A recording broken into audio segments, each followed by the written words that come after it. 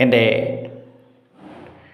എൻ്റെ കാലത്ത് ഞാൻ തികച്ചും വ്യത്യസ്തമായി ചില കാര്യങ്ങൾ ചെയ്തിരുന്നു.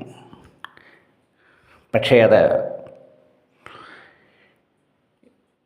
ഞാൻ ജീവിച്ച കാലത്ത് ഉള്ള പ്രേക്ഷകരുടെ പ്രതികരണമല്ല ഇപ്പോൾ എൻ്റെ കാലശേഷമുള്ള പ്രേക്ഷകരുടെ പ്രതികരണം.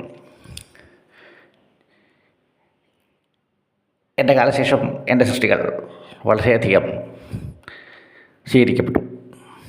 അന്നത്തെ ആളുകൾക്ക് എൻ്റെ അത്ര അല്ലെങ്കിൽ ഞാൻ ചിന്തിച്ച പോലെ ചിന്തിക്കാൻ സാധിക്കാത്തതുകൊണ്ടാവാം, അല്ലെങ്കിൽ ചലച്ചിത്ര വ്യവസായങ്ങൾ അന്നത്തെ കാലത്തേക്കാളും ഇന്ന് വളരെയധികം മെച്ചപ്പെട്ടിട്ടുണ്ടാവാം. ചിന്താശേഷിയും ആളുകളുടെ മനോവ്യാപാരങ്ങളുടെയും ഫലമായി എൻ്റെ സൃഷ്ടികൾ, പ്രത്യേകിച്ച് തൂവാനത്തുമ്പികൾ പോലുള്ള ചിത്രങ്ങൾ യുവതലമുറയിലേക്ക് വരെ ഇപ്പോൾ എത്തിയിരിക്കുന്നു.